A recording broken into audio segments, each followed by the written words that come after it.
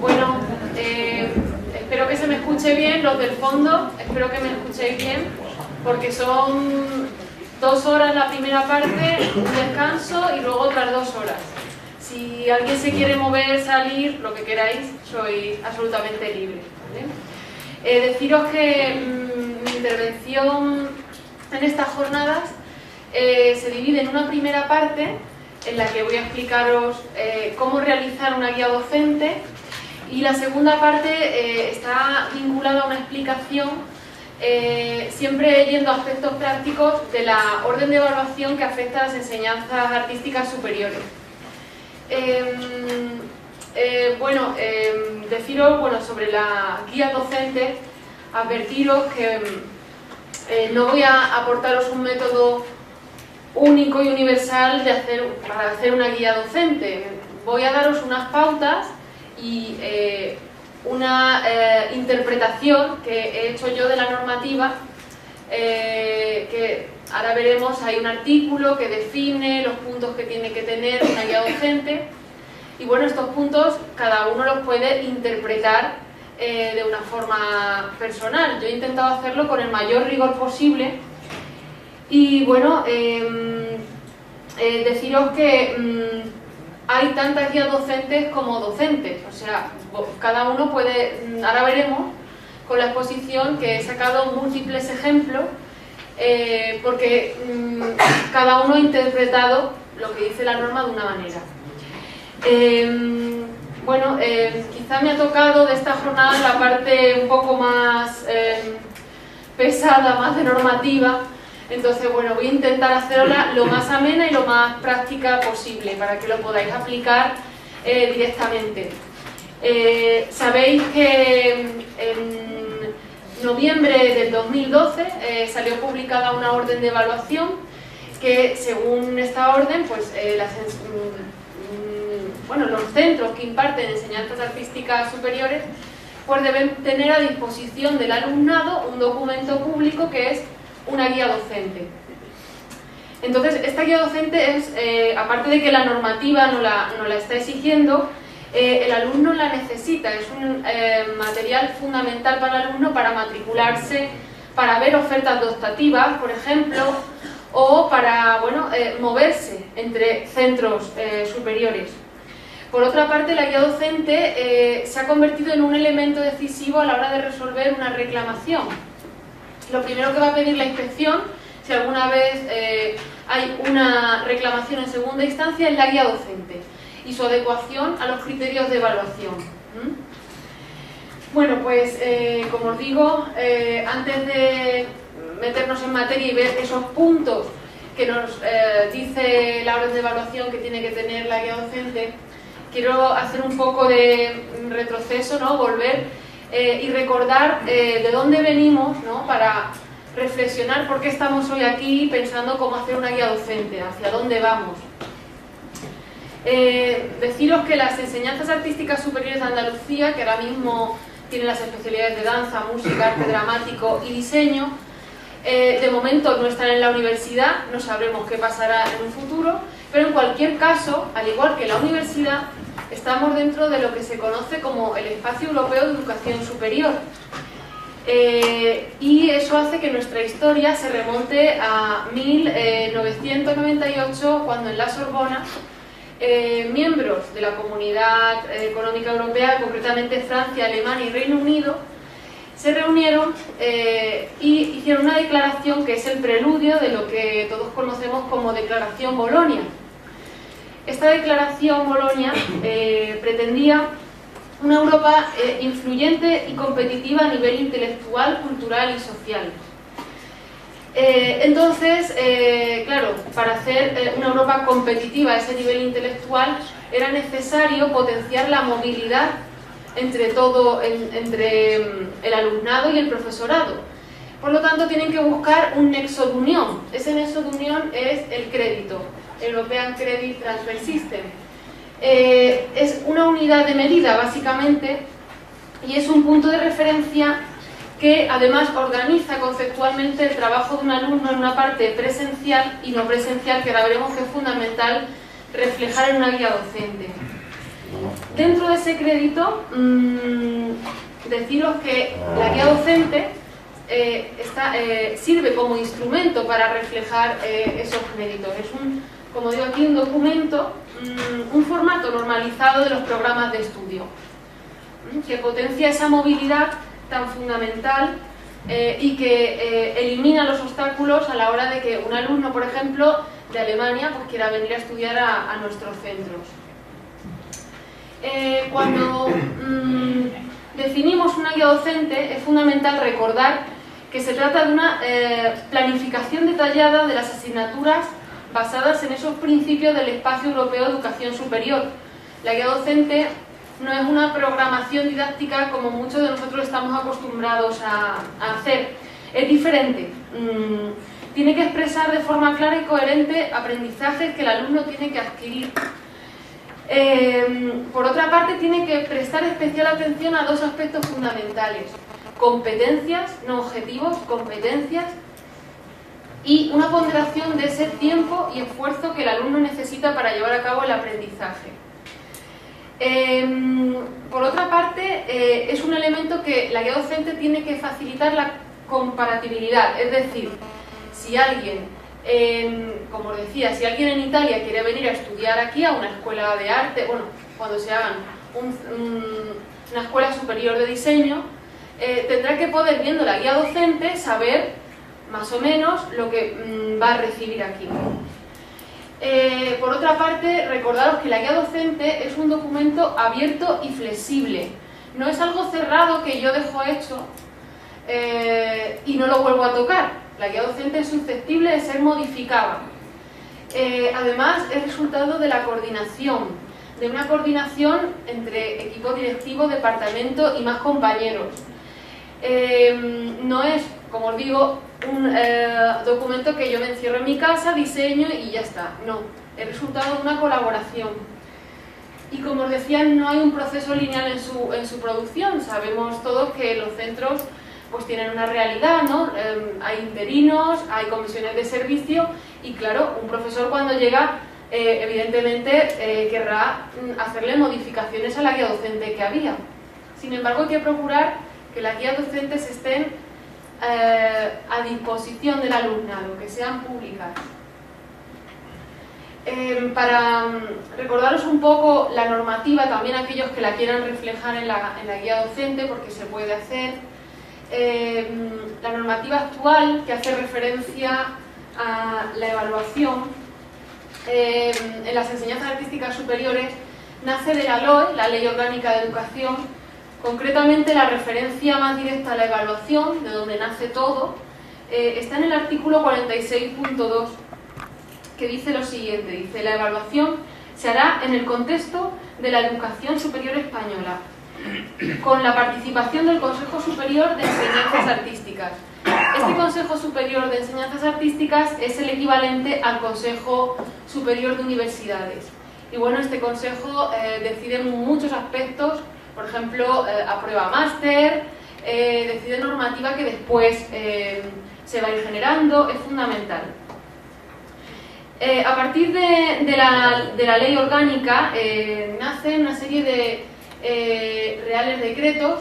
El primero de ellos es el famoso, para muchos, Real Decreto 1614 de 2009.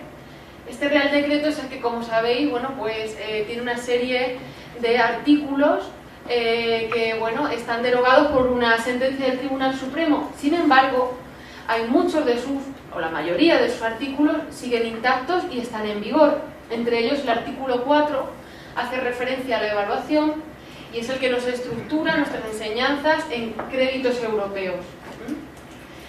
De ese Real Decreto derivan después una serie de Reales Decretos que, según la enseñanza, son fundamentales para diseñar la guía docente. En el caso de arte dramático sería el 630/2010, en el caso de música el 631, el 632 para danza y diseño el 633/2010. Concretamente, el artículo 9 de estos Reales Decretos hace referencia a la evaluación y al trabajo fin de estudios. En este Real Decreto ya se está diciendo, por ejemplo, que el trabajo fin de estudios tiene 2 convocatorias. Luego explicaré por qué nos condicionaba tanto estas 2 convocatorias. Por ejemplo, el artículo 9 de estos Reales Decretos, que son totalmente paralelos, tienen un articulado totalmente paralelo, dice lo siguiente de la evaluación. La evaluación del proceso de aprendizaje del alumno se basará en el grado y nivel de adquisición y consolidación de las competencias transversales, generales y específicas. Aquí ya hace referencia a esas competencias que después las enumera en cada decreto cuáles son esas competencias. Bien, de estos Reales Decretos, que se quedan a nivel estatal, a nivel de gobierno, ya cada comunidad ha ido desarrollando su plan de estudios. Por ejemplo, en el caso de los estudios superiores de diseño, ahora mismo hay unas instrucciones que nos llegan hasta segundo y un borrador que se encuentra ya, es el borrador 1, luego pronto saldrá el definitivo, que definen ese plan de estudios. El resto de enseñanzas sí tienen sus decretos, que están fechados en julio de 2011. Bien, después ya de esos planes de estudios, cuando se publica en el curso pasado la orden de evaluación. Y esta orden de evaluación de aplicación a los estudios superiores de Andalucía, exclusivamente, en el artículo 26, pues define cómo hacer una guía docente. Y nos marca una serie de puntos que todos deberíamos de intentar tener reflejados en ese documento. Aquí tenéis la orden y, como os digo, es ese artículo 26 que podéis consultar. El artículo 26 empieza diciendo lo siguiente, lo leo porque es importante. La guía docente es el documento en el que se concreta la oferta docente referida a una asignatura, resultado del compromiso del equipo de profesorado y del departamento, que debe de ofrecer al alumnado información suficiente sobre su proceso de aprendizaje. O sea, es resultado de una comunicación entre el profesor y el departamento. Por otra parte, la dirección del centro, dice la normativa, publicará, es decir, hará público este documento con anterioridad al periodo de matrícula. Esto no quiere decir que la guía docente tenga que ir a una página web, no es necesario, pero por lo menos sí que tendría que estar pues, en la secretaría del centro, a disposición del alumnado. Además, dice que la guía docente se deberá de realizar bajo la coordinación y dirección de la persona que ejerza la jefatura del centro. O sea, el jefe de estudios debería de coordinar a esos departamentos. Y finalmente dice esta introducción al artículo que se hará de acuerdo con las directrices marcadas por el órgano competente de coordinación pedagógica. Y decimos, bueno, ¿qué es el órgano competente de coordinación pedagógica? Esta palabra se ha usado para, en el momento, como sabéis, la normativa de enseñanzas artísticas superiores en Andalucía no está completada a nivel autonómico, falta, por ejemplo, un reglamento orgánico, unos ROC, y cuando existan habrá una figura que se encargará de la coordinación pedagógica. Ahora mismo podría ser perfectamente el director junto con el jefe de estudio. Probablemente si algún día existen unos ROC habrá más figuras, probablemente un vicedirector o, bueno, no sabemos qué nombre tendrá, que ejercerá y tendrá esta competencia. Sí que me gustaría que reflexionásemos, antes de entrar en los puntos que componen una guía docente, en aspectos claves. Por ejemplo, lo que decíamos antes, estamos dentro del Espacio Europeo de Educación Superior. No estamos ya, ni es tan importante el modelo de clases expositivas. No se trata de un profesor que se mete en su clase, que da un discurso y después examina dentro de 4 meses al alumno. Lo que queremos es que el alumno adquiera competencias, aprenda a hacer cosas. Y por ello es fundamental calcular el trabajo presencial y no presencial. Es fundamental porque ahora veremos cómo dentro de los planes de estudio el número de créditos asignados a una asignatura no solo te están valorando las horas de clase, sino también el trabajo fuera de clase. Si nosotros somos honestos con lo que nos está marcando ese plan de estudio y hacemos el cálculo, ahora os enseñaré cómo hacer ese cálculo, nos daremos cuenta que a nuestra asignatura le corresponden un número de horas de trabajo no presencial. Entonces, si intentamos aproximadamente ajustarnos a ese trabajo no presencial que nos marcan los créditos que nos corresponden, será muy positivo para no sobrecargar al alumnado, porque claro, el alumno normalmente tiene otras 9 asignaturas o 10, ¿vale? O sea que es importante. Esto nos ayuda, como señalo aquí, repartir la dedicación de las asignaturas, un ejercicio de generosidad entre todas las asignaturas que comparten cada curso académico. Y luego los parámetros a la hora de calcular el valor del crédito.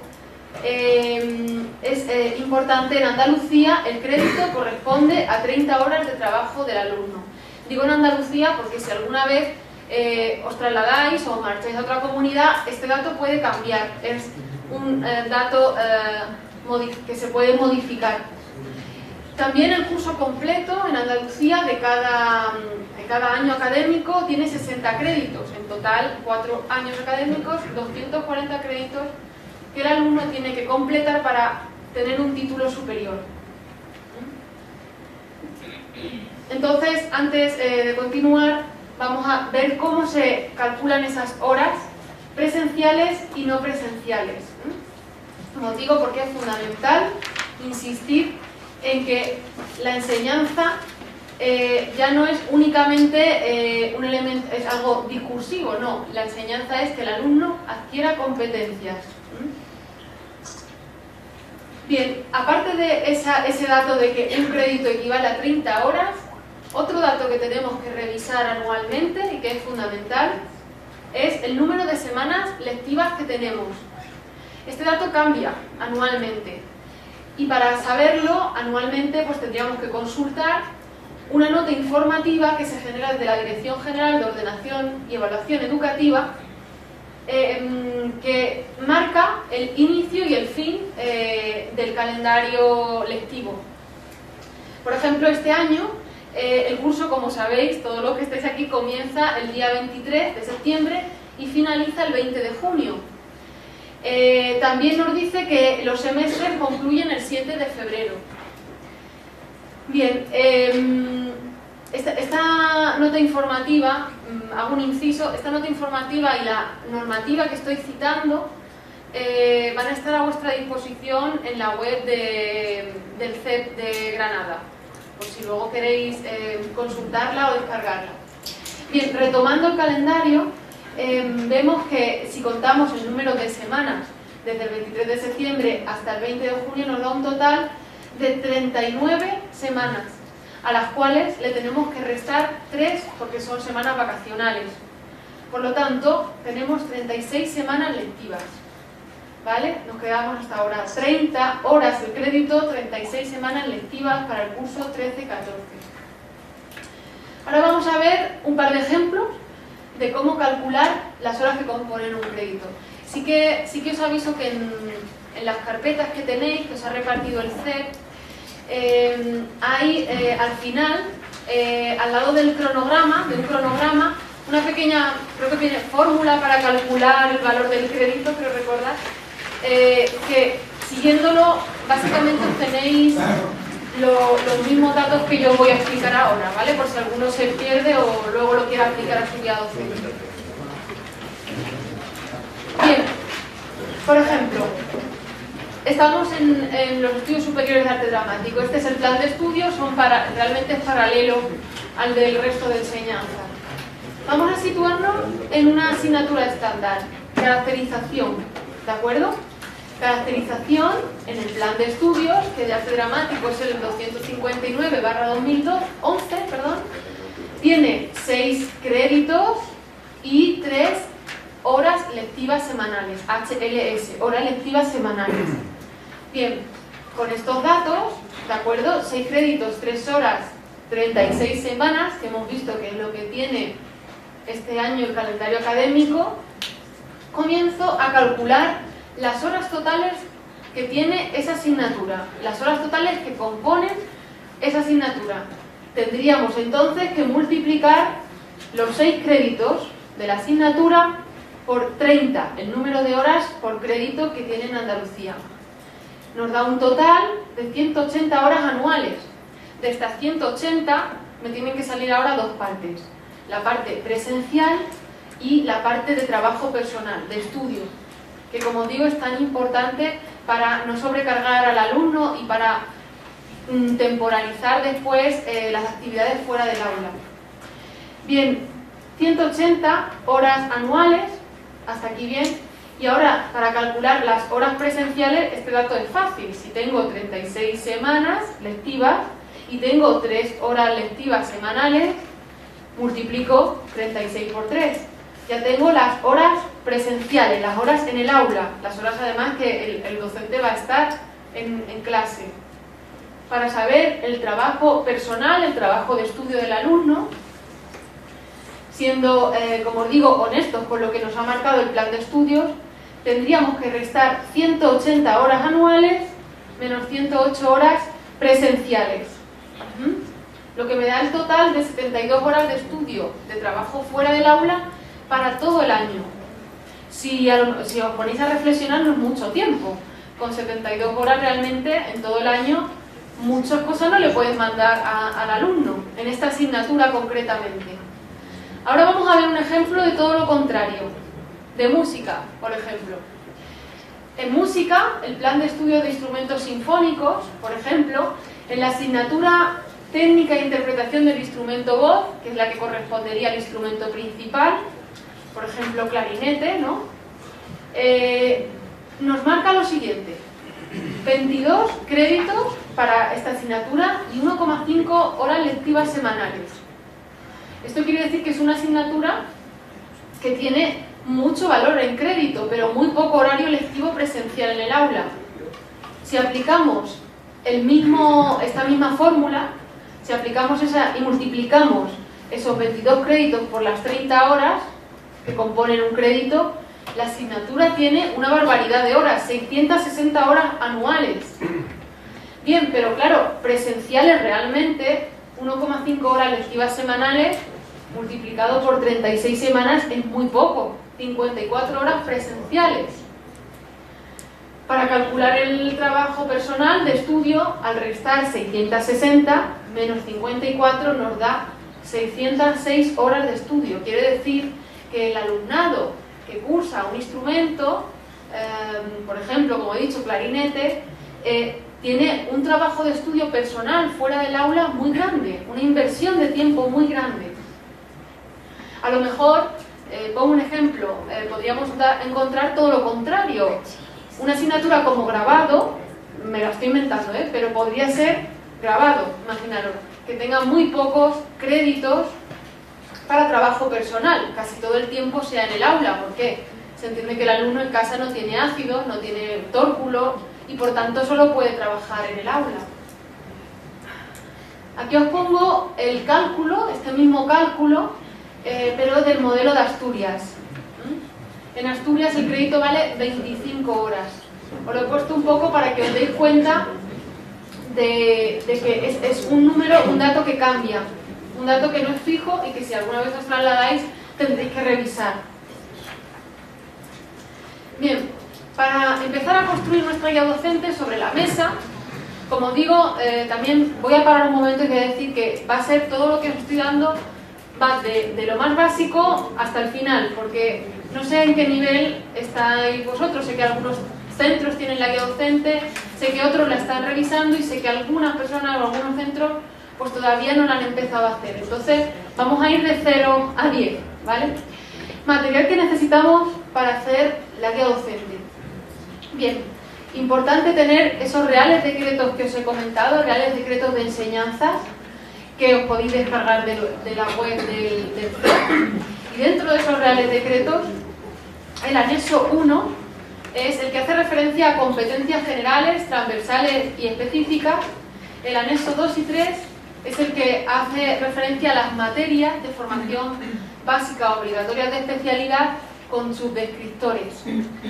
De esos anexos, donde se marca la formación básica y obligatoria, de esos anexos donde vienen determinadas las materias, es de donde después han salido las asignaturas que nosotros estamos impartiendo. Nuestras asignaturas tienen en estos reales decretos una descripción que digamos es la madre de esas asignaturas, la materia.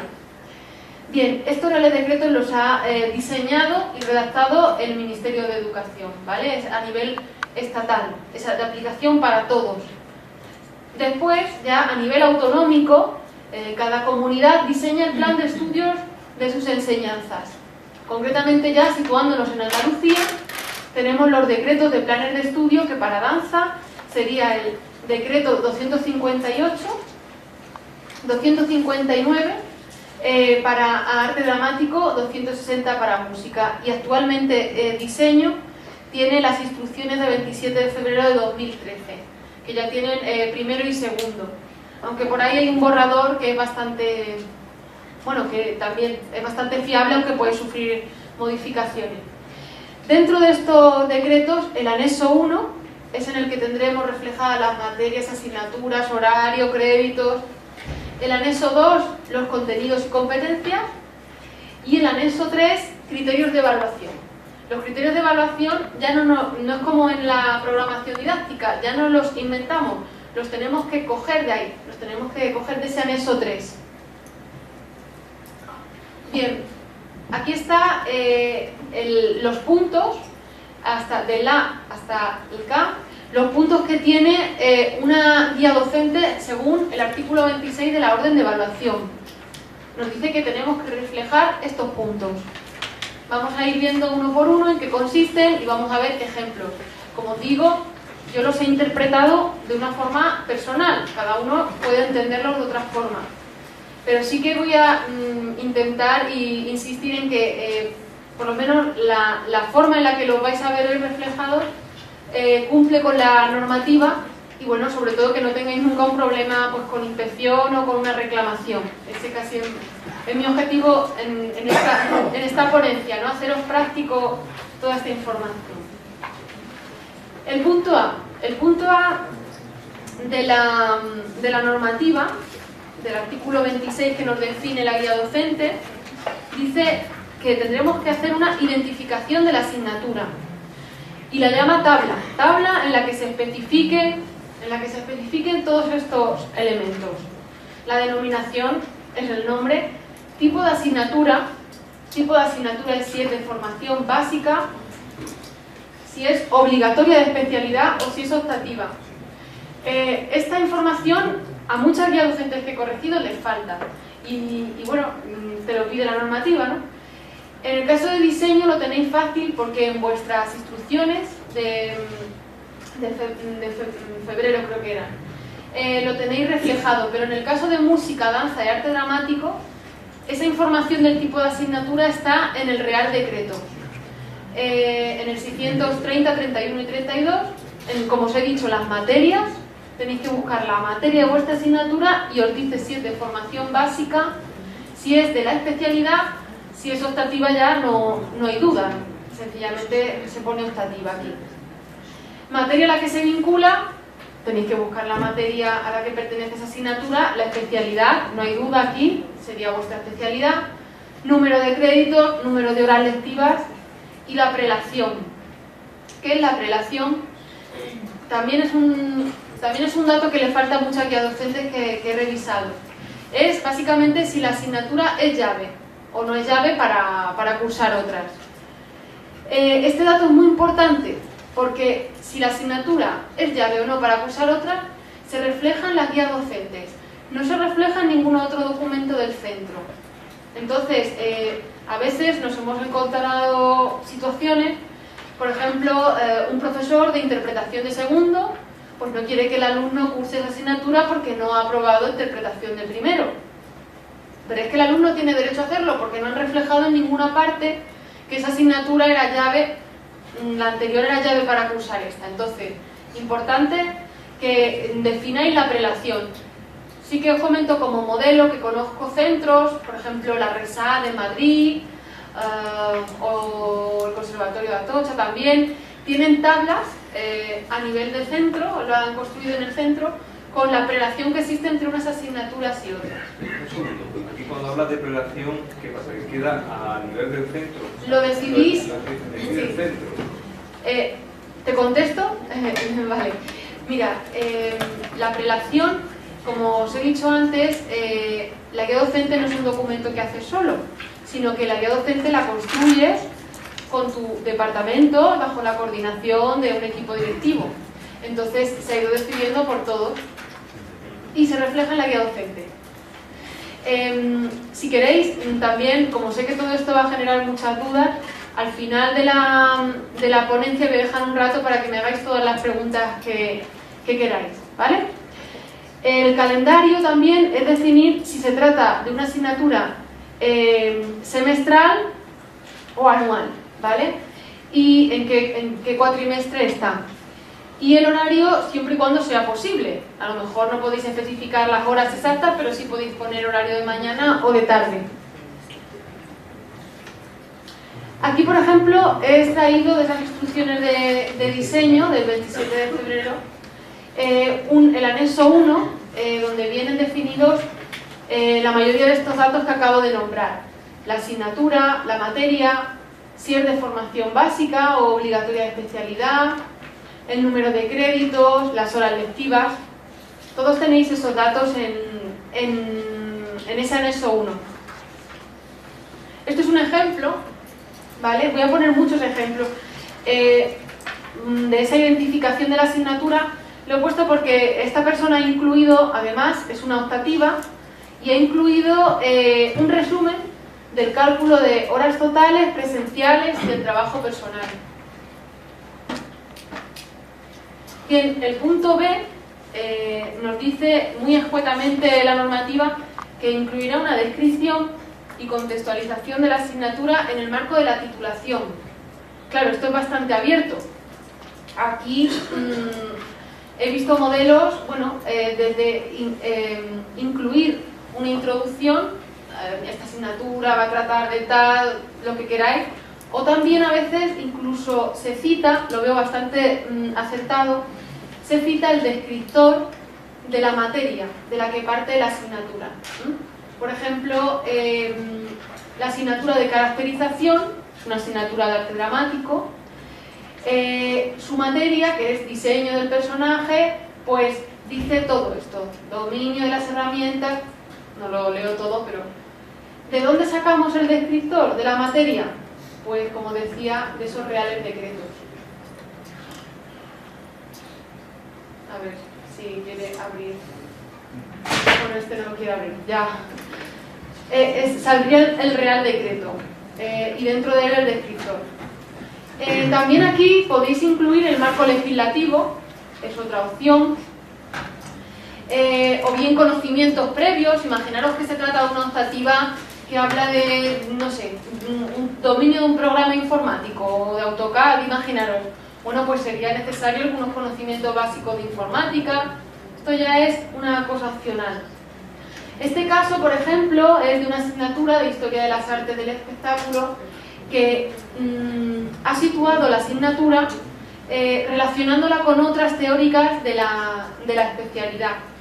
Y bueno, diciendo que forma parte del bloque más, digamos, teórico de los estudios. Bueno, es un modelo. Aquí tenéis el marco legislativo en vigor actualmente para los estudios superiores de diseño. He hecho el estudio de diseño porque son los que están iniciando, pero si alguien necesita toda la normativa en vigor de sus enseñanzas puede solicitármelo y se lo hago llegar. Esto sería una opción también que se puede incluir en ese punto B, en esa descripción. El punto C, que son los contenidos, dice la normativa que los haremos de la siguiente forma. Contenidos de la asignatura, desglosados por cursos, entre los que figurarán, literalmente expresados, los contenidos de la asignatura establecidos en el plan de estudios correspondientes. Cuando dice en el plan de estudios correspondientes, lo que nos está diciendo ese apartado es que tenemos que reflejar el descriptor de los contenidos que está en nuestro plan de estudios correspondiente. Insisto en esto porque mucha gente cuando refleja los contenidos lo hace como siempre ha hecho en su programación didáctica, unidad 1, unidad 2, unidad 3, pero debe de introducirlo de ese descriptor que aparece en el plan de estudios, ¿vale? Por ejemplo, asignatura de lenguaje visual, pues en ese anexo 2 de contenidos y competencias tiene el descriptor de los contenidos, ¿vale? De ahí es de donde van a derivar luego todos los subtemas en los que dividimos nuestra asignatura. Por ejemplo, aparte de esa introducción, que como digo es fundamental que hagáis, después ya podéis hacer las subdivisiones que queráis. En este sentido hay muchos modelos. Esta persona, por ejemplo, ha dividido sus contenidos en teóricos, prácticos y luego en unidades. Y aparte las ha ido explicando. Este es otro modelo bastante sintético también, bastante organizado, que lo ha dividido los contenidos en semestres. Además, luego dentro de cada semestre ha creado unidades y dentro de cada unidad pues ha explicado brevemente qué va a hacer. Este es otro modelo de una asignatura de música de cámara que ha organizado los contenidos pues por obras y luego ha remitido a un anexo orientativo de obras. No quiere decir que vayan a estudiar todas esas obras, pero por lo menos si viene un alumno de Alemania a estudiar con nosotros, al Conservatorio de Granada, por ejemplo, que es al que pertenece este fragmento, pues ya sabe orientativamente con qué se puede encontrar. El punto de competencias. Este punto, las competencias han sustituido a lo que antiguamente en nuestra guía docente conocíamos como objetivos. A pesar de ello, también aclaro que si nosotros consideramos a nivel de programación que estas competencias son muy genéricas, porque realmente lo son, si os ponéis a analizarlas veréis que son muy generales, también podríais, si queréis, incluir unos objetivos específicos de vuestra asignatura, porque bueno, digáis que es necesario aclarar más. Bien, la normativa, como digo, cumpliendo con ella e intentando que no nos cojan por ninguna parte, dice exactamente: competencias que desarrolla la asignatura, que deberán ser coherentes con las competencias generales, transversales y específicas del título correspondiente, y entre las que figurarán en todo caso las establecidas para ella en el plan de estudios. Bien, traducido al lenguaje normal, esto se refiere a que tenéis que ir dentro de vuestros reales decretos a esos anexos que al principio citaba y seleccionar las competencias transversales, generales y específicas que os corresponden. Y digo que os corresponden porque ya las tenéis, digamos que ya os las está chivando de alguna manera el plan de estudios de vuestra enseñanza. Por ejemplo, volvemos a la asignatura de lenguaje visual, volvemos a su plan de estudios a nivel autonómico. Abajo, en competencias, pues está diciendo que tiene que seleccionar el profesor de esta materia o el grupo de profesores que le impartan, pues estas, la 1, la 2, la 3, la 4, la 7, ¿veis? No sigue, no es correlativo. La 8, la 10, bien. Ahora, para encontrarlas, pues nos vamos... No me va a abrir los vínculos. Nos iríamos al... Perdonad, voy a intentar arreglar esto, ¿vale? Voy a ver, porque no está funcionando.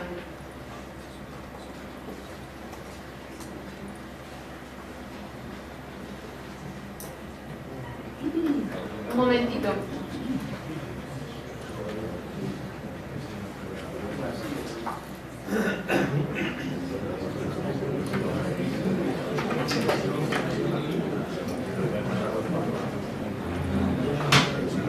No es esta. Bueno, nos iríamos al Real Decreto 633. No me lo abre, pero cogéis la referencia, ahí está, ¿vale? Era para hacerlo un poco más visual. En el caso de las competencias generales, haríamos lo mismo. En ese Real Decreto, en el anexo 1, las tenemos. Mira, ahora sí lo abre, vale, que fallaba uno. Las transversales, ¿veis?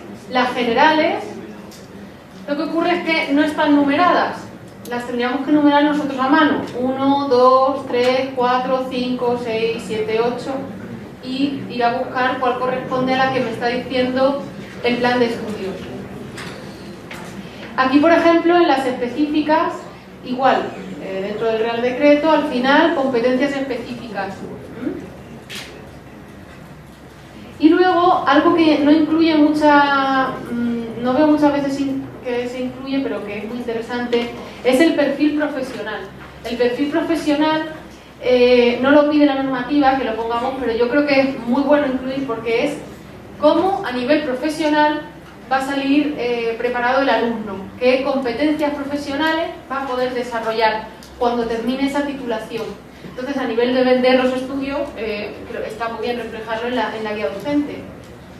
Por ejemplo, en diseño, tampoco lo quiere dar. Muy bien. En las competencias generales, por ejemplo, este sería un modelo. ¿Veis? Se han seleccionado y se le han puesto números. Hay otros modelos, ¿no? Este sería otro, pero quiero llegar a un modelo. Este sería de las específicas con el perfil profesional de la especialidad. ¿Veis aquí? Incluido dentro de las específicas. Quería llegar a este modelo porque le ha puesto la abreviatura. Competencia transversal 1, ¿veis? CT1, CT3, competencia transversal 3, o las generales CG2, competencia general, o las específicas CE1, competencia específica. Este es otro modelo, también con abreviatura, o ya este es el más resumido. Yo no lo veo muy recomendable porque el alumno no puede saber qué competencias va a adquirir y es sencillamente decirle que vaya al Real Decreto a consultarlas y numerárselas. Son modelos, son opciones. La metodología y la evaluación es importante en este punto recordar que nos está diciendo la normativa que tenemos que unir metodología con evaluación. Dice literalmente: metodología y procedimiento de evaluación del aprendizaje del alumnado, indicándose de manera precisa tipo y número de prueba o exámenes y los trabajos que en su caso deberá realizar el alumno, así como el resto de actividades evaluables. O sea que aquí hay que incluir actividades evaluables.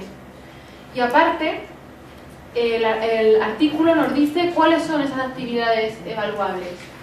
Y nos dice, podrán ser exámenes parciales, escritos o orales, examen final o global, actividades de carácter interpretativo, actuaciones musicales, teatrales, individuales o en grupo, actividades prácticas, seminarios o talleres, trabajos individuales, presentaciones y exposiciones, participación en el aula y actividades virtuales. O sea que ahí se para el artículo. Se supone que tendríamos que intentar seleccionarlas de aquí. También, dentro de este punto, que yo creo que quizá es el más espeso de todos, hay que incluir los recursos y la bibliografía y documentación. Vamos a ver ejemplos, ¿vale? Un momentito, ¿puedo volver hacia atrás un momentito? Sí, claro, por supuesto. Ya tarda 2 segundos. Sí, sí.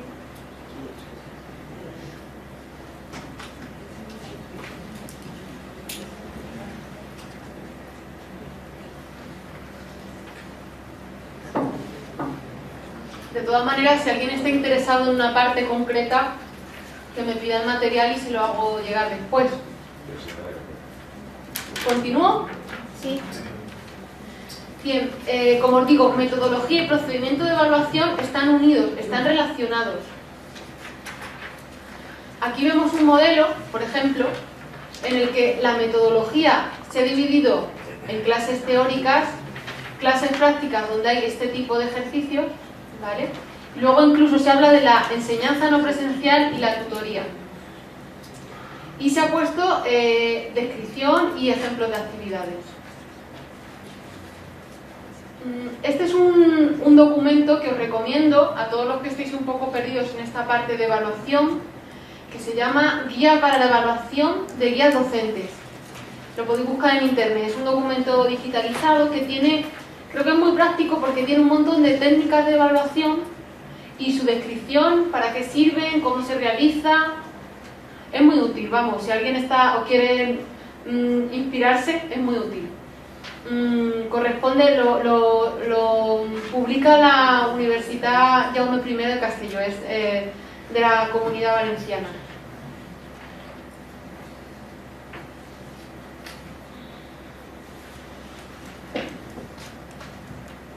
De todas formas, creo que después de las ponencias habla de técnicas de evaluación, o sea que ahí os puede también orientar más. Este es otro ejemplo de una guía docente en el que por una parte se incluye en el mismo punto la metodología, pues esta asignatura tiene una metodología procedimental de carácter práctico, etcétera, etcétera. Además se ha incluido el número de actividades presenciales y el número de actividades no presenciales. Y después se han dividido las actividades y se han definido pues actividades cognitivas, por ejemplo clases positivas con 2 fases, actividades prácticas, tutorías y otras complementarias. Este sería un modelo. Bien, metodología y procedimiento de evaluación. Aquí tenéis un ejemplo en el que metodología y procedimiento de evaluación está, por una parte, la metodología, se ha citado incluso el Real Decreto, principios metodológicos y luego los tipos de actividades presenciales. Lo señalo porque es lo que nos pide el artículo de la orden. Pues clases expositivas, prácticas, tutorías, lo que nosotros ya valoremos. También ha metido unas lecturas obligatorias, la evaluación también la ha incluido aquí dividiéndola en convocatorias, bibliografía y recursos que irían en este punto también está aquí. Este sería un ejemplo. Este sería otro modelo, también lo he puesto porque ha separado la metodología y el procedimiento de evaluación. Aquí estarían las actividades. Esta persona ha optado por repartirlas en 2 grupos. Actividades presenciales, pues van a ser estas, clases magistrales, explicación de conceptos, lo que veis, ¿no? Y luego actividades no presenciales, y también las ha definido. Son modelos. Este es otro modelo en forma de tabla, quizá menos discursivo, pero bueno, es muy claro, muy útil. Actividades presenciales, por una parte esas actividades evaluables que nos dice la norma, y por otra parte la metodología que vamos a emplear. La bibliografía también iría en este punto. Bibliografía, aquí no os voy a enseñar ejemplo porque de esto no tiene mucho misterio. Los recursos también pues se pueden hacer de muchas formas. Aquí no hay tampoco mucho misterio, pero bueno, páginas web que tengamos, aulas virtuales si tiene el centro, otras guías prácticas, material multimedia, en fin, apuntes, otros fondos bibliográficos, todo eso iría aquí. También se podría incluir aquí si se hacen actividades extraescolares, podría ir aquí.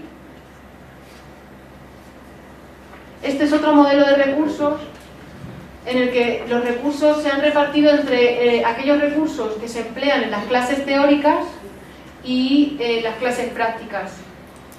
Seguramente será una asignatura práctica que tenga algunas clases expositivas y el soporte que emplea en cada el soporte empleado para cada material, para cada clase. Bien, el punto F, criterios de evaluación,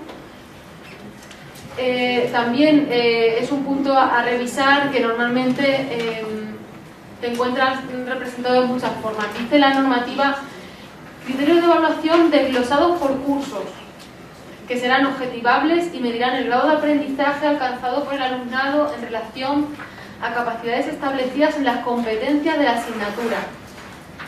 Además, aquí se precisarán las actividades a realizar, el contexto y condiciones de realización y el producto final y sus características. Básicamente, traducido, ¿no? Extrayendo e interpretando la normativa, nos está diciendo que hay que presentar aquí los criterios de evaluación y las actividades. Y hay, como vais a ver, muchas formas de hacerlo. Sí que os digo que dice la normativa que deben de medir el grado de aprendizaje del alumnado. Y en este sentido creo que es importante que también os recuerde que hay que relacionar estos criterios de evaluación con las competencias que antes hemos reflejado. Por eso, en el anexo 3 de la normativa de aplicación, por ejemplo, aquí he cogido el de las instrucciones de 8 de junio, pero estas ya están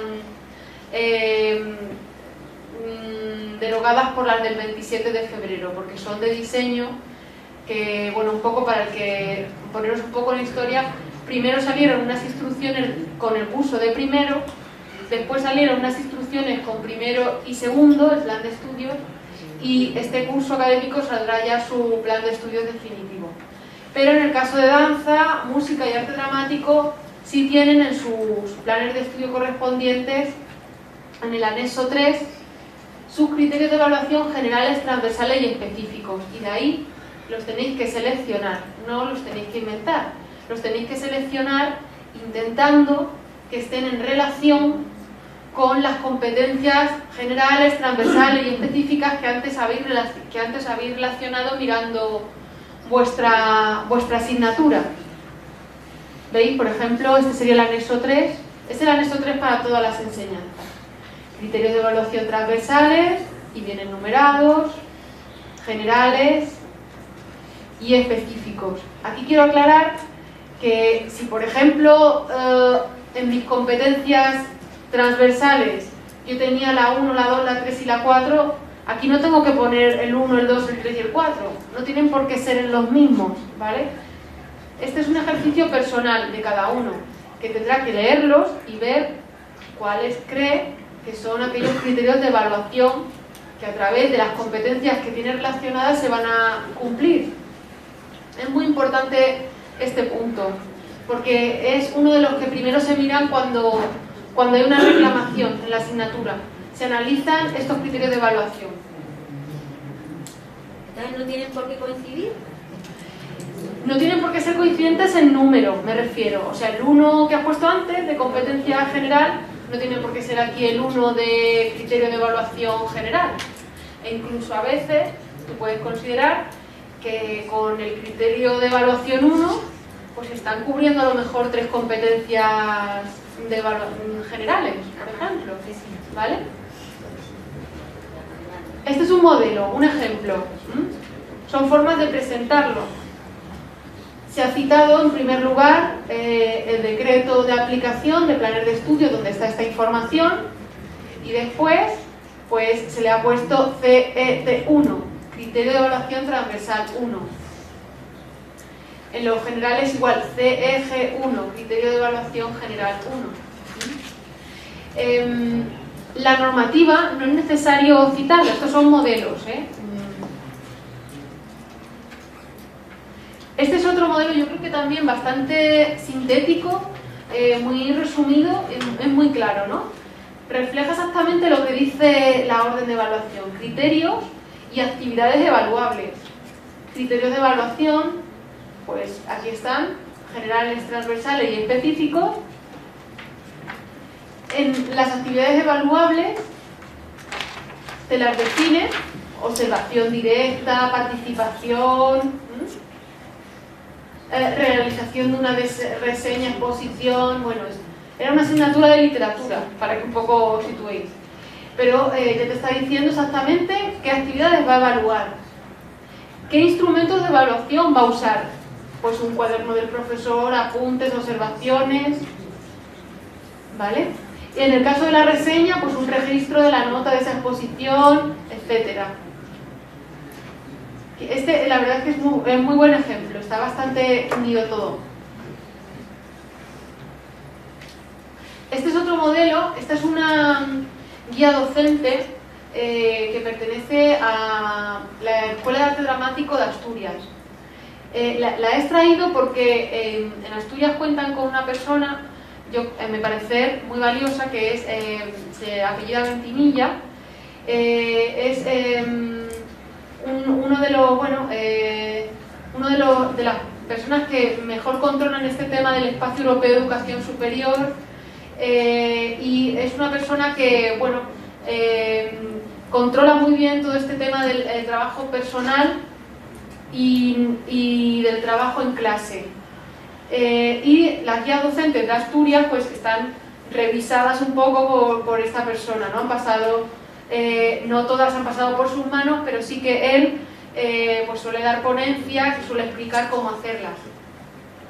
No es lo mismo que en Andalucía porque tenemos otra normativa autonómica, pero la base es la misma. Metodología y procedimiento de evaluación, estaría aquí. Actividades, pues las divide en clases expositivas y prácticas e incluso cuantifica las horas.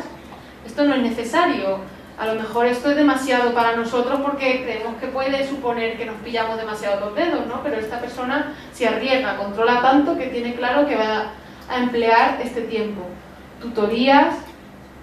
Y luego las actividades evaluables, pues dice otras, aparte de estas. La evaluación la divide en convocatorias, convocatoria de junio, convocatoria de julio, porque es el que hace como una repesca, y procedimientos de evaluación, conceptuales, procedimentales, actitudinales, recursos y bibliografía, aquí la bibliografía, y quiero llegar a los criterios de evaluación, aquí. ¿Por qué? Quiero llegar a ellos porque no sé quién hizo la guía docente, ¿vale? Porque la cogí, me la pasaron, pero es interesante también que esta persona, aparte de citar esos criterios de evaluación, los explica. Con este criterio se trata de comprobar si el alumno es capaz de identificar el trabajo que desempeña un figurinista en el proceso de producción de un espectáculo. Y ahora te incluye los criterios. Yo creo que está muy bien esto porque los criterios de evaluación le ocurre lo mismo que a las competencias, que son muy generales. Y a veces pues nos podemos desorientar un poco, ¿no? Pero sí he perdido la esencia de lo que quería evaluar con mi asignatura. Bueno, pues esta sería una solución. Hay otras personas que no, que les vale con eso y ya está, y pueden desarrollar así su guía docente. El punto G es criterios de calificación de la asignatura, que incluirá la ponderación de las actividades evaluables de la calificación final de la misma para cada una de las convocatorias anuales, así como requisitos mínimos para su superación. ¿Qué nos está diciendo exactamente este apartado?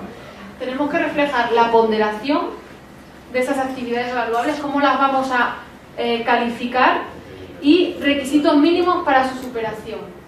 O sea, la ponderación la podemos hacer de muchas formas. Podemos establecer un porcentaje, podemos decir pues que la nota se pone del 0 al 10 y hay una, por ejemplo, el ejercicio práctico pues se valorará de 0 a 5 de ese total de la nota.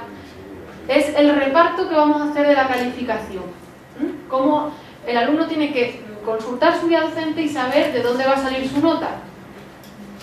Entonces, este es un ejemplo en el que por una parte se ha aplicado a esos criterios de calificación, a esa ponderación, se le ha aplicado una relación de actividades evaluables. También es interesante, lo tapa un poquito el recuadro, pero esta persona ha citado el Real Decreto 1614, que habla en el artículo 3 de la manera en la que se se establece el sistema de calificaciones, ¿vale? De 0 a 10 con matrículas de honor, en fin, lo ha citado, es una opción. Este es otro modelo de criterios de calificación que está dividido en tipos de ejercicios y a qué corresponde cada ejercicio. También ha incluido la asistencia, aunque la asistencia, luego lo veremos en la orden de evaluación, que está establecido para la asistencia, ¿vale? Que es lo que hay a nivel normativo establecido.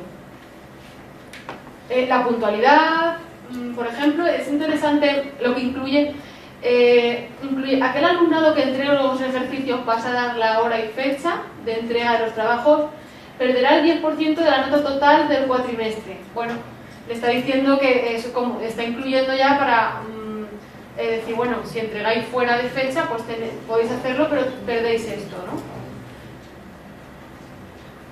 Bien, este es un ejemplo. Este es otro ejemplo, mucho más sintético. ¿Veis? Tipo de tareas y la ponderación y el total. La actitud aquí es otro sistema por bloques. Este es otro modelo más, digamos, no ha usado tanto el esquema, sino que está todo casi redactado.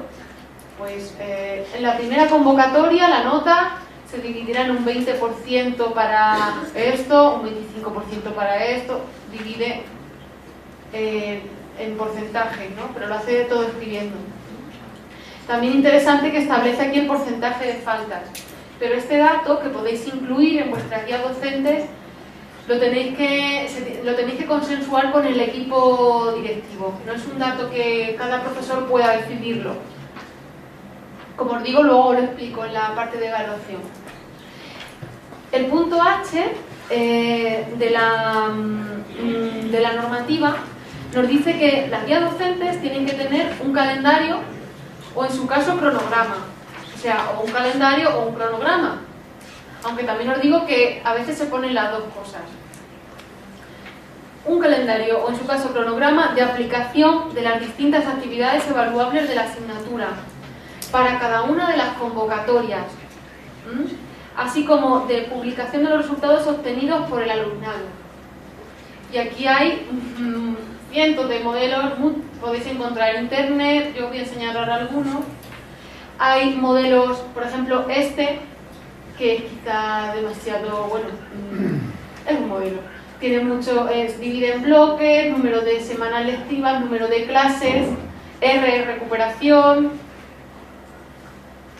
Este es un modelo en el que directamente ha obviado el hecho de temporalizar usando semanas lectivas y directamente se ha ido al cálculo del volumen del trabajo. Yo creo que este realmente no cumple ese calendario que te nombra la normativa. Te está diciendo un calendario, quizá deberías de temporalizar un poco más, pero bueno, lo pongo como un modelo, ¿vale?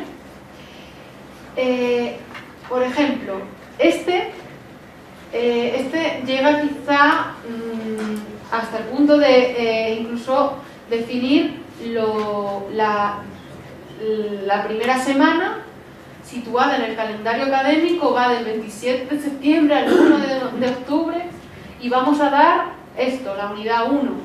Y en las horas de estudio, pues esta persona va a dedicar 2 horas a esto. O sea, este es muy exhaustivo, ha hecho un estudio muy exhaustivo de lo que se va a hacer en clase y lo que se va a hacer en casa. Sí, las preguntas al final, por favor, voy a dejar un ratito y podéis preguntarme todo lo que queráis. Ha dividido las horas lectivas y las de estudio. Y claro, aquí seguramente muchos piensen, pero bueno, ¿yo cómo voy a calcular lo que tarda un alumno en estudiarse un examen o en leer una cosa, si lee más rápido o aprende más? En este sentido sí que os aclaro que esto es aproximativo. Se tiende a hacer algo aproximativo, intentar valorarlo. Sobre todo, lo que se esconde detrás de esto es que los profesores hagamos el esfuerzo de situarnos en el papel del alumno, que tiene muchas más asignaturas y que tiene que tener una dedicación para cada una de ellas. Es algo aproximativo. De hecho, algunos cronogramas, algunos calendarios que me he encontrado ya lo aclaran, lo dicen, ¿no? Lo advierten. Este es otro modelo, lo tenéis al final de la documentación que se os ha entregado, que está dividido en temas o unidades o contenidos, y luego el trabajo presencial por una parte y el trabajo no presencial por otro. Es un modelo. A lo mejor yo pues digo, oye, pues yo no tengo trabajo en grupo y elimino esta columna. Son modelos. Aquí tenemos otro. Es muy parecido al anterior. Y daros cuenta que hace un recuento total del trabajo presencial, 105 horas, y del trabajo no presencial o horas de estudio. Este es el que os decía antes, ¿no? Dice esta persona, cronograma aproximado. El plan de trabajo de la materia se tratará de organizar según el siguiente cronograma aproximado, puesto que dicho plan puede sufrir alteraciones en su cronología y distribución de contenidos por causas ajenas diversas. Es decir, tampoco es matemático esto. Y además creo que este cronograma también es interesante porque aquí no se están usando semanas lectivas, ni meses, ni directamente se ha dividido y se ha temporalizado la asignatura por sesiones aproximadas y el tiempo que tiene cada sesión. Bueno, es otro modelo. Este es otro modelo. Ha dividido las unidades en bloques del tema 1 al 4, tenemos 31 horas, va a haber 20 horas dedicadas a clases expositivas, 2 para prácticas en el aula, 1 hora para otras actividades, 1 hora para evaluación, y en total en el aula vamos a invertir del tema 1 al 4 24 horas. Y el trabajo no presencial, pues dice, bueno, pues va a haber una actividad en grupo que le va a aproximadamente llevar 5 horas, 4 horas para un trabajo individual, 9 para un trabajo no presencial. Este es otro modelo. Este modelo, por ejemplo, se olvida de las semanas y lo que... Bueno, no se olvida de las semanas. Quiero decir que no se olvida de eso del 10 de septiembre al 10 de... No lo usa. Y lo que ha contabilizado, mirando el calendario académico, es que el número de semanas que tienen cada mes. Por ejemplo, si empezamos la semana que viene, en septiembre ya nos queda solo una semana. En diciembre tenemos 3 semanas porque perdemos una por las vacaciones. Y ha creado 2 bloques. Esta es una forma de hacerlo, de temporalizar aproximativamente y tampoco atar tanto. Quizás lo otro era atar demasiado, pero bueno, es algo muy personal. Hay personas que controlan muchísimo los tiempos y hay otras que, bueno, lo hacen de forma más general. Sí que es importante que intentéis reflejar en vuestros cronogramas la evaluación, lo dice la normativa, que intentéis reflejar ese proceso de evaluación. Tampoco os dice hasta qué punto tenéis que concretar. El punto I, ya queda menos, el punto I es actividades complementarias. Bueno, actividades complementarias, y no te dice nada más, la orden. Claro, aquí esto da para mucho, puedes poner aquí muchas cosas. Por ejemplo, he visto modelos de guías que incluye visionado de vídeo, asistencias a representaciones, por ejemplo en arte dramático, pues asisten muchas veces al teatro, van a ensayos generales. Si a lo mejor esa asistencia lleva un comentario después o un estudio. Por ejemplo, a veces me he encontrado, pues visita un taller de tal, ¿vale? Salidas, exposiciones, si hay alguna colaboración entre asignaturas también se podría reflejar aquí. Los Erasmus iría en el otro punto. Este sería actividades complementarias, es decir, que complementan la asignatura. El punto J es en el que digo, sería este, podríamos incluir lo referente a los Erasmus, porque dice la normativa, cualquier otro aspecto relacionado con la asignatura que el departamento responsable considere necesario. O sea, este punto se tendría que consensuar en el departamento. Tendría el departamento que decir, vamos a reflejar aquí esto. Por ejemplo, la atención a la diversidad. O, por ejemplo, aquí también se podría poner actividades extraescolares. O, como os digo, los Erasmus, que cada vez vamos a ir teniendo más. O incluso Erasmus del profesorado, eso ya es una decisión vuestra. El último punto de los apartados de esta guía docente nos habla del sistema de participación del alumnado en la evaluación. Y esto se puede entender de dos formas.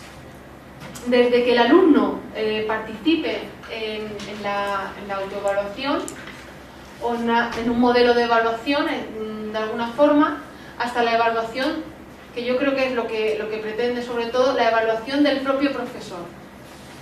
Por ejemplo, si hablamos de sistemas de evaluación a cargo del propio alumnado, en la autoevaluación el propio alumno se evalúa a sí mismo, él mismo pone la nota. Casi que aquí el profesor pierde el control porque el alumno se puede poner automáticamente un 10 o la nota que quiera. En la evaluación entre pares o iguales se le está diciendo a otro alumno que evalúe a su igual. Aquí también perderíamos el control, pero bueno, es una opción. La revisión entre pares, esta estaría ya bajo el control del docente, que bueno, marcaría una serie de criterios y pediría una revisión, pero la nota final depende de él. Y la coevaluación es el docente y el alumno, entre ambos negocian la nota. Bueno, ¿tú qué nota crees que tienes? Bueno, no, creo que tienes esta. Sería más una negociación. Esto es un sistema de evaluación a cargo del alumno que puede darse en algún momento de la evaluación. No tiene por qué ser toda la evaluación así, sino es una opción. Pero creo que lo importante sería incluir aquí la autoevaluación de la actividad docente. Porque uno de los aspectos fundamentales del Espacio Europeo de Educación Superior, como recordaba al inicio, era fomentar la competitividad, hacer competitivo al sistema educativo europeo. Si vamos a hacer que los alumnos compitan entre sí, también nosotros, los profesores, deberíamos de intentar mejorar nuestra calidad de la enseñanza. Y es bueno siempre pasarle un cuestionario al alumno y bueno, ver qué podemos mejorar. Podría ser una opción. Esta es una opción. Bien, errores más frecuentes que nos solemos encontrar. Por ejemplo, exceso de generalidad. Es decir, hacen la guía al final, se juntan en el departamento y hacen una guía para todo el departamento. Eso no puede ser demasiado general. Tiene que ser, dentro de que se hace en equipo, tiene que ser específica. A veces también os digo que nos encontramos casos o conflictos como el siguiente. Hay que hacer una guía docente, pero hay varios profesores de esa especialidad y los profesores de la especialidad pues no se ponen de acuerdo. Desde aquí os digo que lo ideal es que se pongan de acuerdo, que la guía se haga en equipo, que se llegue a unos criterios comunes. Pero si eso no fuera posible y hay dos profesores que imparten la misma asignatura, se podría solucionar este aspecto haciendo que haya dos guías docentes de la misma asignatura, pero que estén firmadas por esos profesores, en los que aparezca su nombre. Así el alumno también puede elegir y puede ver esas dos opciones docentes. Otro problema que se suele encontrar, otro error también, es que a veces son demasiado ambiciosas las guías docentes, no se aplican a la realidad. Pues imaginaros, yo voy a dar grabado y voy a usar la técnica del azúcar con un ácido de... En fin, a lo mejor es que no puedo hacerlo porque mi aula no me lo permite. Hay veces que no podemos, por limitaciones, llegar a impartir eso. Otras veces las guías docentes son muy rígidas, muy poco flexibles. Te encuentras muchas veces que, bueno, yo no voy a retocar mi guía docente porque yo ya la hice en el 2010.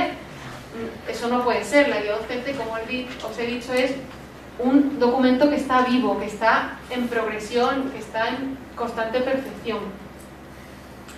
Otras veces son demasiado abstractas. Es imposible aplicar una evaluación real a esa guía docente. Ha metido tantas cosas, ha metido tantos procesos de evaluación, tantas actividades evaluables, que eso es imposible de abarcar. Y es muy probable que te caiga una reclamación y que la gane el alumno. Otras veces estas guías docentes no tienen relación con los criterios de evaluación, lo que os decía antes. Hay, digamos, tres frentes dentro de una guía docente que se tienen que articular muy bien: la evaluación, la metodología y las competencias. Esos tres elementos tienen que estar interrelacionados entre sí para que tengan coherencia todo. Bien, como os digo, la normativa que he ido citando la tenéis en la web del CEP. En la documentación que os he pasado, os he diseñado una plantilla, esta plantilla, que como os digo, le pongo modelo porque es un modelo que he diseñado y que vosotros podéis modificar o considerar, bueno, a lo mejor esta pues no me convence, vamos a cambiar esto por otra cosa, pero este modelo está diseñado siguiendo los puntos que dice ese artículo 26 de la orden de evaluación. Si alguien tiene dudas o cualquier cuestión acerca de él, que me lo pregunte. Al final tiene esa fórmula, siguiéndola podéis sacar el cálculo de los créditos. Recordad que el número de semanas cambia cada curso académico. Aquí os he puesto un modelo de cronograma también, que es un modelo que se divide en semanas, horas lectivas semanales y horas de estudio. Aquí pondríais el total de cada grupo, si os decidís por este modelo. Por supuesto que sois absolutamente libres. También deciros que a veces los modelos se elaboran por un centro, el centro entero tiene un modelo que le pasa a su equipo, o el departamento, o un grupo de profesores que decide trabajar en equipo la guía docente. Bueno, quería, antes de pasar a la fase de preguntas, quería terminar leyéndoos esta frase que resume el Espacio Europeo de Educación Superior bastante bien. Dice Ginés Mora: hay que olvidar un sistema de enseñanza basado exclusivamente en los conocimientos que transmiten los profesores para crear un entorno de aprendizaje en el que los estudiantes aprendan a aprender, a conocer las técnicas para poder seguir aprendiendo el resto de su vida, a adquirir competencias profesionales amplias que les permitan adaptarse a los trabajos diferentes en situaciones diversas. Bueno, con esto termino esta primera parte. Espero no haberos aburrido mucho. Tenemos media hora hasta las 12 para que me hagáis todas las preguntas que queráis y bueno, si queréis os paso, creo que se oye bien, pero si queréis os paso el micrófono, lo que vosotros queráis. ¿Sí? ¿Sí? La normativa en vigor de la enseñanza de arte dramático La normativa en vigor de la enseñanza de arte dramático lo has dicho muy deprisa y no me ha dado tiempo a cogerla. Si quieres, cuando termine la ponencia te la puedo pasar o te doy mi correo y te la mando, como tú quieras. ¿Quieres que te ponga otra vez la diapositiva? Vale. No, pero es que la has dicho. ¿De arte dramático o de diseño? De arte dramático, de arte dramático. Tú estabas diciendo, has dicho las de danza, porque las de diseño se establecían este año y las nuestras eran ya del año pasado. Entonces has dicho danza, has dicho esta música. diapositiva. Vamos, de arte dramático, si quieres te la digo de memoria, es el 630/2011, Real Decreto. Y el decreto autonómico donde tienes el plan de estudios es el 259 de julio del 2011. Sobre todo, esos dos son los fundamentales, los que vas a necesitar. Ahora, otra pregunta. Sí, por favor, silencio. Ser buenos. Era que a la hora de colocar lo que son Sí. por semana, Sí, la temporalización. Por ejemplo, en mi asignatura es bastante difícil, Sí. puesto que no se puede dar por semana. Quiero decir, yo no puedo dar uno de mis contenidos una semana Sí. y a la semana dar otra, porque los contenidos van durante todo el año. Por ejemplo, yo voy trabajando la fuerza, la flexibilidad y todo el año, por lo menos en el primer cuatrimestre, y Sí. después al mismo tiempo trabajo la segmentación otro rato y al mismo tiempo trabajo la relajación. O Ajá. sea que Se van interrelacionando. se van interrelacionando continuamente. Entonces, Mati, Quizá tu modelo de cronograma podría ser este de aquí. Este en el que aparecía, quizá este. sí, lo he intentado pillar, yo creo que será Este, más este adecuado. podría ser porque se mezcla un poco todo y no te pillas tanto. ¿Me lo puedes mandar también? Claro por que favor? sí, claro. Vale, después te lo pido. Allí hay otra. Intentad poneros el micro delante, más que nada porque nos están siguiendo en directo los que no están aquí, probablemente compartan muchas de vuestras cuestiones o dudas para que escuchen la pregunta y no solo la respuesta. Gracias. Sí, mi pregunta es en relación a lo que es lo del perfil profesional. Como dices que es un Sí. elemento que es voluntario, incluso no. Sí. ¿En qué criterio se basa la definición del perfil profesional? Me refiero si tiene algo que ver con lo que sería algo así como lo que son las competencias profesionales o digamos los certificados de profesionalidad estos que se están impartiendo a nivel de formación ocupacional o de formación profesional, no lo sé. ¿Cuál es el criterio para definir ese perfil profesional? La verdad es que yo no lo sé porque lo define el gobierno, lo define el Ministerio de Educación cuando diseñó... ¿De qué especialidad es usted? Perdone, ¿de qué especialidad? De diseño. Pues en el 633, que es vuestro Real Decreto de aplicación, el Ministerio seguramente, algunos expertos técnicos, pues decidieron esa serie de ese perfil profesional. No sé en qué se basaron, la verdad, honestamente, no lo sé. ¿Más preguntas?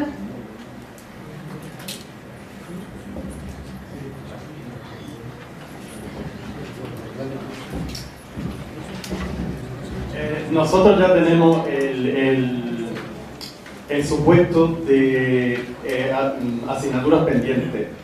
Alumnos que no han aprobado alguna asignatura de primero y, Sí. que tienen segundo. Eso cómo se refleja en el programa, porque la asistencia a clase está claro que no la pueden realizar. En la guía didáctica. Sí.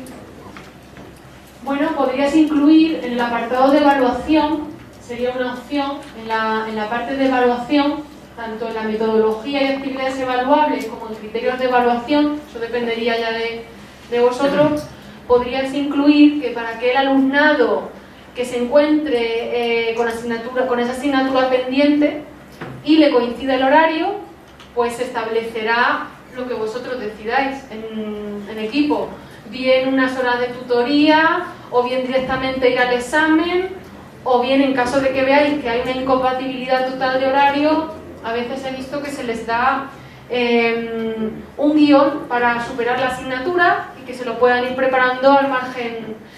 También he visto modelos de centro donde cuando a un alumno le queda una asignatura puede compartir el horario de las dos asignaturas de las que está matriculado. Pues, por ejemplo, ir una hora o un día a una y otro día a otra. Por supuesto, claro, no puede apretar tanto como el que va siempre, pero claro, le ha quedado la asignatura. ¿Y si son llaves? Ah, muy buena pregunta. Eso os lo tendría que explicar después, cuando veamos la orden de evaluación.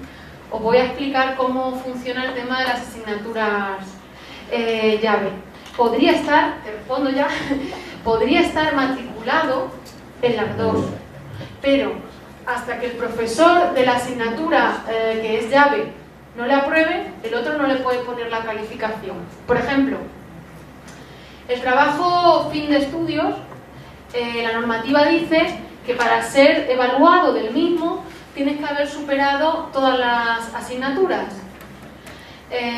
Eso no quiere decir que tengas que haber aprobado y después matricularte. Tú puedes estar matriculado en todo cuarto y en el trabajo final, pero no te podrá poner el profesor que lleva esa asignatura, no te podrá poner la nota hasta que los demás no hayan puesto la nota, que se puede hacer en el mismo proceso de evaluación, ¿vale? El alumno puede estar asistiendo a clase pero los profesores tienen que estar pendientes de nunca ponerle en el acta la calificación. ¿Más preguntas? Sí, yo quería insistir, mira, Sí. la relación de la asignatura está Sí. establecida, ¿quién la determina? La determina las personas que hacen la guía docente. La determina una negociación del departamento con el equipo directivo. Como en los estudios de diseño, incluso los departamentos, al no tener error, Sí. no existen departamentos tal cual. Sí, entiendo, lo sé.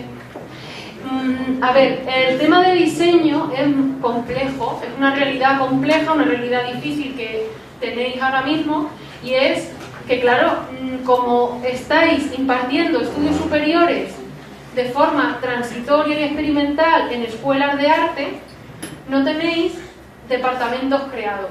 Entonces, se entiende perfectamente y entiendo perfectamente tu pregunta. Tenéis la problemática de que no tenéis una estructura organizativa. La verdad es que aquí yo al no pertenecer a la Consejería de Educación, no te puedo decir cómo tendrías que actuar. Quizá el director del centro o miembros del equipo directivo deberían de hacer la consulta y decir cómo podéis organizaros. Alguna solución habrá seguro.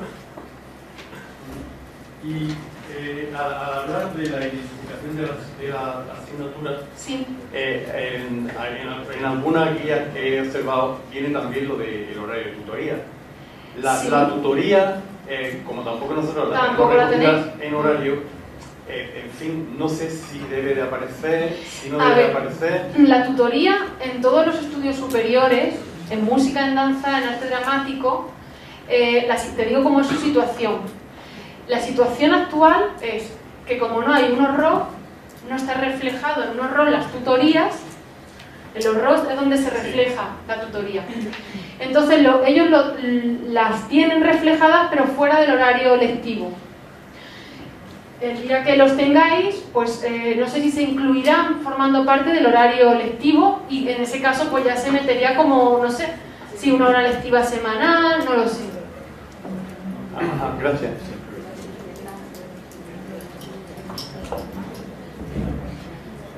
¿Más preguntas o un café?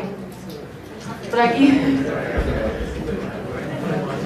Y luego va a haber más tiempo de preguntas, ¿eh? Luego al final dejaré también otro rato. María, quería comentarte. Sí. En el centro donde yo trabajo hay muchos alumnos que eligen cursar una segunda especialidad, estoy hablando de música. Sí. La segunda especialidad a mí me plantea un problema mental muy grande, porque si se supone que el espíritu del crédito europeo Sí. es que un alumno emplea el mismo tiempo, trabajando a tiempo completo, quiero decir, en sacar una carrera de medicina o una carrera de cualquier otro tipo, y ya me has comentado aquí, pues en Andalucía eso significa unas 1.800 horas al año, Sí. que vienen a ser unas 8 horas al día aproximadamente, y eso funciona así para cualquier asignatura en cualquier país, y esa es la esencia de la comparabilidad que has comentado antes. Si un alumno se matricula de 120 créditos europeos, estamos falseando completamente el sistema, porque no le podemos pedir al alumno que trabaje 16 horas al día. Entonces, Si el no sé muy bien alumno es cómo capaz, el alumno es mayor de edad, y si, por ejemplo, yo hice mi carrera de 5 años y 4. Si es capaz, pues bueno, no hay un el doble. límite. Sí, pero el doble. Bueno, no creo que sean capaces. No, lo que quiero decir es que probablemente tendría que llevarnos a reflexionar si nosotros estamos realmente repartiendo bien ese trabajo, o simplemente lo estamos haciendo como lo hicimos de toda la vida. En nuestro caso de música, el plan 66, Ya. tú mandas y cabo queda. Pero ahora mismo no, se trata, como decía un profesor mío, que yo tengo a mi disposición 46 horas de tu vida, o 184, bueno, no, me refiero a la disposición de esta asignatura, y tengo que medir muy bien los tiempos. Pero claro, si en vez de eso es el doble, esto es falso, o sea, en la realidad es falso. Claro, pero ¿cuántos casos se da de un alumno, a ver, que esté haciendo una doble especialidad? Para empezar, la normativa también ahí ha dispuesto cosas nuevas en la doble especialidad. Por ejemplo, además no está en la orden de evaluación, está en la orden de admisión. Esa no la vamos a ver hoy, necesitaríamos otra jornada. Pero esa orden de admisión dice que cuando un alumno decide hacer una doble especialidad, puede hacerlo siempre y cuando, primero, no sea del primer curso ya, sino que esté en un curso superior, y además, siempre y cuando eso no afecte al régimen de asistencia a clase. Realmente puede cursar 2 especialidades y asistir a las 2 a la vez y cumplir el régimen de presencialidad, y puede superar así la asignatura. Madre mía, tienen que ser superdotados, ¿no? Y son capaces. A lo mejor tenéis que endurecer los criterios de evaluación. A eso iba, que tendríamos que reflexionar. Si un alumno saca brillantemente todas las asignaturas, es que estamos planteando mal O nuestro es muy trabajo bueno, docente. también puede ser, que sea un alumno muy bueno y no lo... Hay mucho. Sí. Sí. Aquí... Yo. Vale, con respecto a lo mismo que Sí. está hablando mi compañero, yo me encuentro con alumnos bastante brillantes. Sí. El problema que tienen es que trabajan y hoy día Sí. tienen que trabajar para poder estudiar. Yo tengo Mucho muchos bien. casos, son muy pocos alumnos, muy personales, conozco ese tema y también no solamente doble especialidad, sino que estudian en la universidad 2 carreras y a veces se lo ponemos muy duro también, ¿eh? Es que tú piensas que cuando... Eso es muy relativo, porque cuando se diseña un plan de estudios, no se piensa en que el alumno vaya a tener 2 títulos o vaya a estudiar y trabajar. Yo entiendo lo que tú dices, pero es que el alumno va a ser un titulado superior y el día de mañana pues, va a estar en unas oposiciones o en una bolsa de trabajo. Tiene que dar un nivel. Nuestros alumnos vienen de fuera y se tienen que De otras pagar comunidades. estancias, se tienen que pagar todo, o sea, y hay muchos alumnos, muchísimos alumnos donde los dos padres están pagados. Sí. Bueno, eso es una realidad social y económica que estamos viviendo ahora, que ahí yo no puedo solucionar nada. Yo te puedo solucionar dudas de cómo hacer una guía docente o de la orden de evaluación, pero de una realidad social que ahora mismo se está viviendo y de cómo eso afecta a la evaluación de los alumnos, pues la verdad es que yo no te puedo dar soluciones. Hola, buenas tardes. Mire, yo sigo con el mismo tema que estamos hablando de los créditos, pero yo hago el cálculo y hago la misma reflexión que hace el compañero con el tema de que se planteen el bajar ese crédito a 25 horas. Porque Sí. las cuentas, por ejemplo, con respecto al año pasado, que eran 35 semanas, ¿De qué especialidad? O de diseño. Ah, de diseño, vale. Tenemos la experiencia solamente del año pasado. Sí, Vale. El año pasado, pues todos intentamos no pasarnos, pero tampoco quedarnos cortos. sí. Con lo cual el alumno casi no podía ni Se dormir. desbordó, se Sí. desbordó. Porque las horas que a mí me salen son las siguientes. Son 1.800 horas anuales, que si las dividimos entre 35 semanas, salen a 52 horas semanales. Lo cual nos sale 30 horas de clase y 22 horas de trabajo. Sí. 52 horas semanales está fuera de cualquier horario 52 horas racional. semanales no puede ser, son 36. No, 52 horas semanales. Sí. Vale. Te refieres a que es demasiado y debería de bajarse ese número de horas, ¿no? Sí, a nosotros- Considerar. Si a usted, por ejemplo, le ponen ahora mismo una jornada laboral de 52 horas, creo que se quejarían. Y yo creo que ellos por lo menos se han quejado, Ya. han intentado, dentro de sus peticiones ha sido el tema, por lo menos para intentar los días ahora, de que haya más colaboraciones. Pero creo que todo pasa porque se replanteen el valor del crédito. Eso es posible, se podría hacer en el caso de diseño, porque ahora mismo estáis en la tramitación de vuestro decreto de plan de estudios. Entonces, ahora mismo es un buen momento para ese tipo de sugerencias hacerlas llegar a ordenación educativa, donde se está cerrando ese plan de estudios. ¿Más preguntas?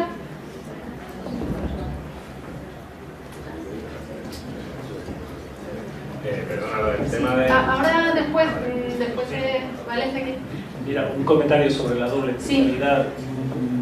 Si uno observa los planes de estudio de cualquier universidad, a partir de la última reforma han aumentado una barbaridad los dobles grados.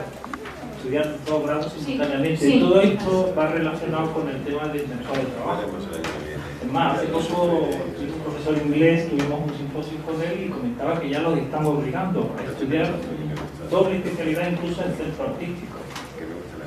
Tendría que hacer música moderna y música antigua, en fin, Sí. Prácticamente es que está relacionado Sí, con muchas veces violín y viola o violonchelo y viola da gamba, sí. Y luego lo que decía la compañera, que tenemos muchos alumnos que están haciendo carreras universitarias, que están trabajando y que usan horas efectivamente que completan. Eso sería para hacer más que una sesión de preguntas, para hacer un debate. Y es que yo no tengo soluciones para eso. Yo te cuento lo que hay ahora mismo, y ahora mismo lo que hay es que se ha diseñado un plan de estudios pensando en un alumno a tiempo completo. Hay comunidades, como por ejemplo Asturias, tiene el plan de estudios también dividido en un alumno a tiempo parcial. Entonces el alumno puede compatibilizar las dos cosas. En Andalucía tenemos otros criterios. Hay un límite de permanencia y un número de convocatorias. Y dentro de eso el alumno se mueve como él quiere y puede, claro. ¿Más preguntas? Sí. Mira, Sí. lo que yo no entiendo mucho tampoco es el tema Sí, de por favor, silencio, queda poco. la diferencia entre si son créditos europeos, entre los créditos de las diferentes comunidades autónomas y el problema que puede conllevar en el caso de movilidad Sí. de profesorado, de alumnado, perdón, sobre todo. Entonces, yo qué sé, supongo que la música se va a dar ahora mismo en Asturias que en Andalucía. No sé, que no lo veo muy lógico el cambio de crédito de 25 horas en Asturias a 30 horas en Andalucía. Entonces, yo no sé si son créditos europeos y se hacen a nivel europeo, en qué medida. Sí. No, es que no te entiendo muy bien. Pues No sí, entiendo muy bien por qué se ha decidido ese criterio. Sí, porque los créditos europeos, si son europeos, no son Ya. con el mismo número de horas para toda Europa. Para que sea más fácil la movilidad entre profesorado y sobre todo alumnado, ¿no? Pues la verdad es que yo no estuve cuando eso se decidió. Entonces, solo te puedo decir que las cosas, la normativa se hace, pero la normativa no es eterna. La normativa se va revisando. Estos planes de estudio vuestros son relativamente recientes, son del julio del 2011, música. Entonces, bueno, seguramente en algunos años o a lo mejor incluso antes, porque se tienen que reabrir, estos decretos se tienen que reabrir por el tema de la sentencia del Tribunal Supremo, y se tienen que, según las pautas que mande el Ministerio, pues se tendrán que retocar. Ese podría ser un buen momento para reflexionar y abrir un debate sobre estas cosas como el valor del crédito, las horas lectivas. Entonces, ¿cómo se cambian estas cosas?